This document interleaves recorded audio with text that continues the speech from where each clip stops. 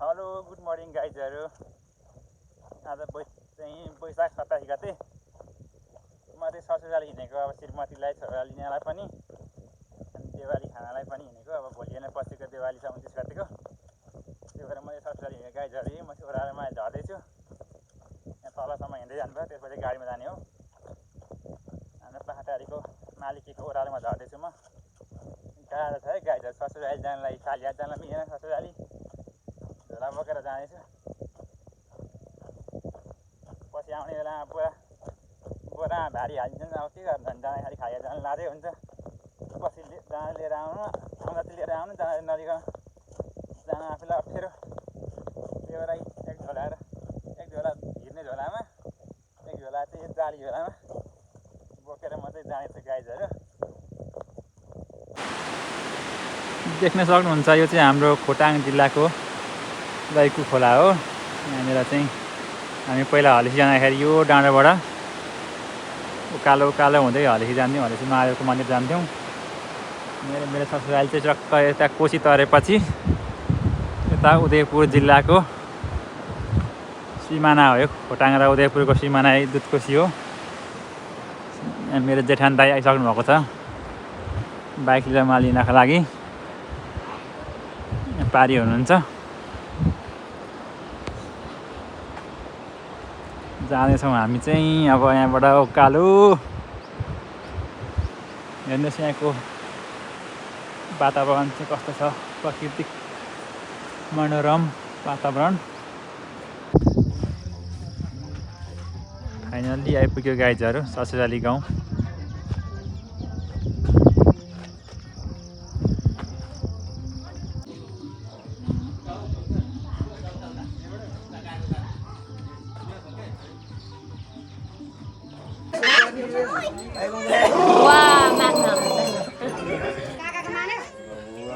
अब काकाको बाँकी मान्नु चाहिँ मानौँ।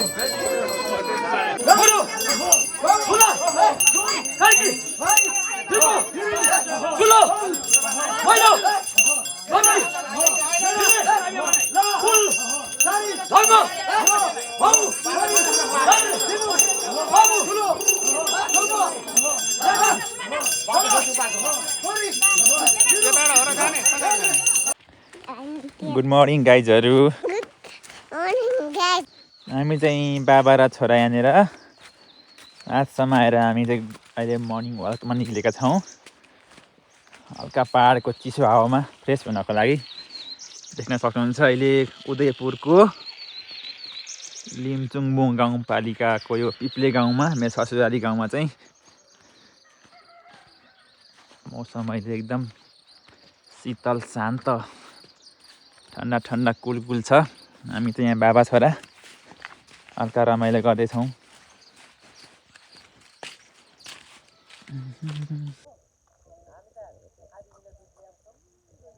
हेलो गाइज, म चाहिँ मेरो माइत घरमा मेरो आमाहरूसँग, दिदीहरूसँग, सबैजनासँग चाहिँ रमाइलोसँग खाना धमाधम छ। हाम्रो उहाँ कान्छा भिनाजु हुनुहुन्छ एकदमसँगले झ्यातङ झुप्लुङ भन्दै हुन्छ। नुहाएर चिटिक्क परिसक्नु भयो।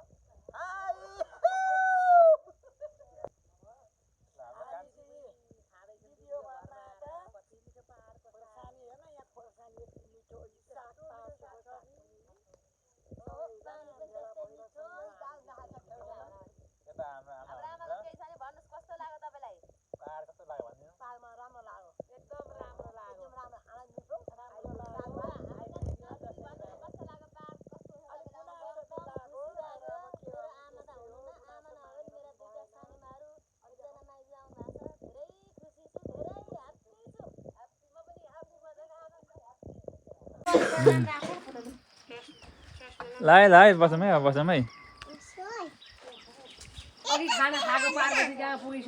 सबैजना तयारी गर्नु हुँदैछ यहाँनिर मास्तिर निस्किनको लागि। हाम्रो बाबु यहाँ अघि रेडी भइसकेको छ।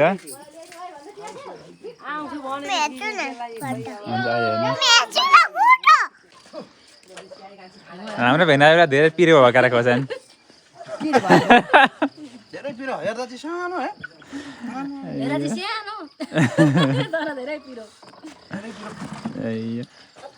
गाह्रो भयो हाम्रो भिनाजुलाई। ससुरालीको खाना खुवाइ उहाँ बोकासँग बोलेर हामी चाहिँ अहिले जाँदैछौँ देवाली घरमा आमाहरू सबैजना बस उता पो हो म चाहिँ गलत बाटो आएँ हजुर आउनु हेलो हामी कहाँ हिँडेको बाबु हामी डुल्न हिँडेको ल भन्नु कान्छी आमा हाम्रो देवालीमा जाँदाखेरि तपाईँलाई कस्तो अनुभव हुँदैछ हामीलाई त राम्रो लागिरहेछ पहाड पर्वत घुम्न आएका केरा बगैँचा देखो सबैजना भेला हुँदा खुसी लागिरहेछ उकालोबाट हिँड्न मजा भइरहेको छ उकालो हिँड्नलाई मजा ए मजा आमालाई कस्तो हुँदैछ भन्नु एकदम रमाइलो लाग्यो राम्रो राम्रो लाग्यो हाम्रो बेलटार फेरि पनि आउँ जस्तै लागिरहेछ ल ल गजब छ त्यसो भए दिदी भन्नु तपाईँ खोलङ्गाबाट आउनु भएको तपाईँलाई कस्तो अनुमति भइरहेको छ राम्रो लागिरहेछ एकदम ठिक छ गुड हो एकदम हजुर हाम्रो बेलटारको आमा तपाईँलाई कस्तो अनुभव भइरहेछ भन्नु त यो तपाईँ तपाईँ तपाईँ कसको घर आउनु भएको अरे माइली आमाजुको घर ल उकालोबाट हिँड्न मजा भइरहेछ ल ल लु जाऊँ लु लु लु लु ओहो हाम्रो कहाँ छ भिनाजु ल ल भन्नु तपाईँलाई कस्तो भइरहेछ ससुरालीमा ओहो त्यसै ह्याप्पी सालीदेखि त्यसै ह्याप्पी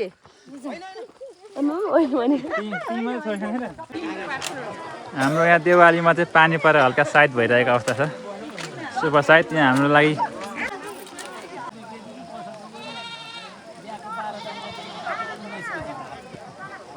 देवालीको शुभ साइड चाहिँ हुन लागेको छ अहिले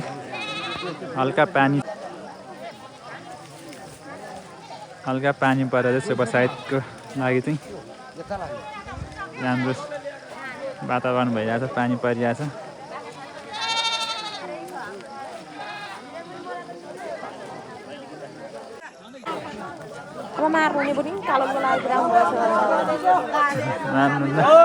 पाती चढा हो राउतहरू को कता कता हुनुहुन्छ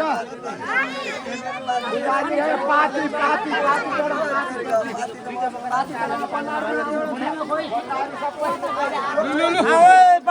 राउत बन्धुहरू जति छ भाइ सबैले विशेष भोगे राम्रो सबै धारणा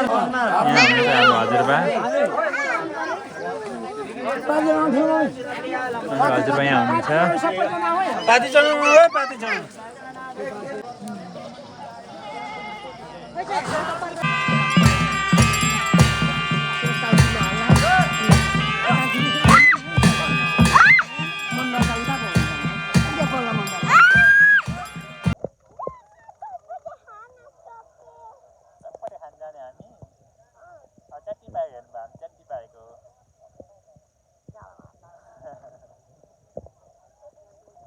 बाबु पाराको छ नि हामी के गरेको हेर्ने अब च्याटी पारेको बोका मेरा मेरा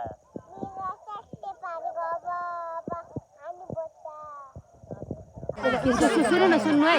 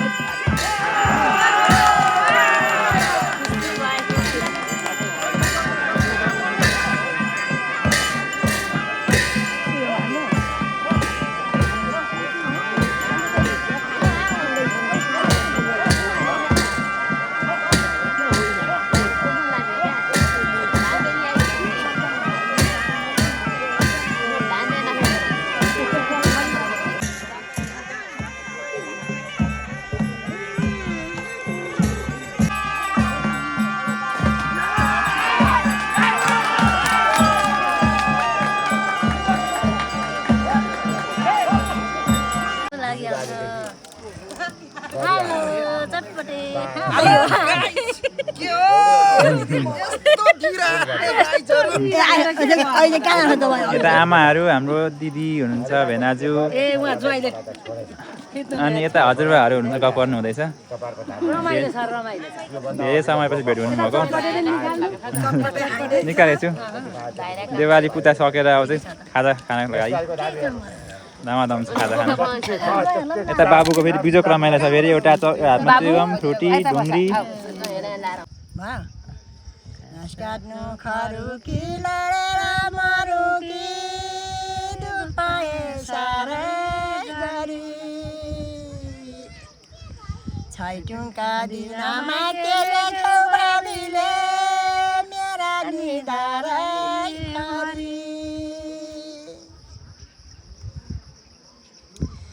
घाँस काट्नु रुखामा ओर्लिनु फेदामा फालानु दोमानमा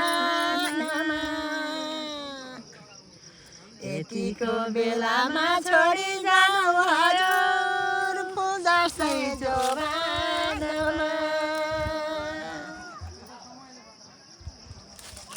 ए साथी सङ्गिनी म हुन्छु जगिनी शिरमा बिगुटकै टिका आमा बाउ रोलान् जोरी खुसी होला देशका नैनीको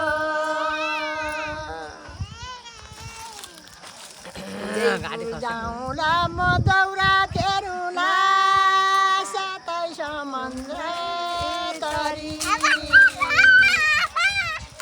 एउटै मरुला कि एकै फिरुला देखैको दर्शन गरी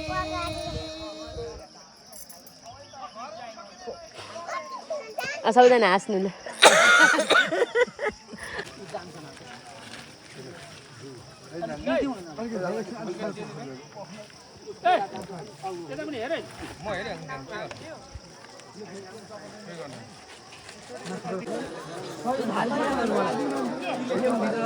अब पूजा सकिएर अहिले चाहिँ प्रसाद ग्रहण गर्ने क्रम चलिरहेको छ सबैजना चाहिँ बसेर यसरी बाटोमा बसेर चाहिँ प्रसाद खाइराख्नु भएको छ सबैजना नै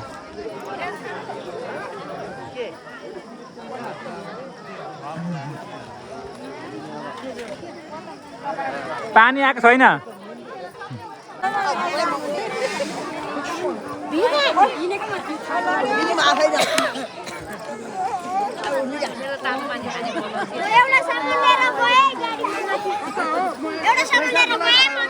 यहाँ हल्का रमाइलो भइरहेछ आमाहरू प्रसाद खाएर यहाँ रमाइलो गर्नुभएछ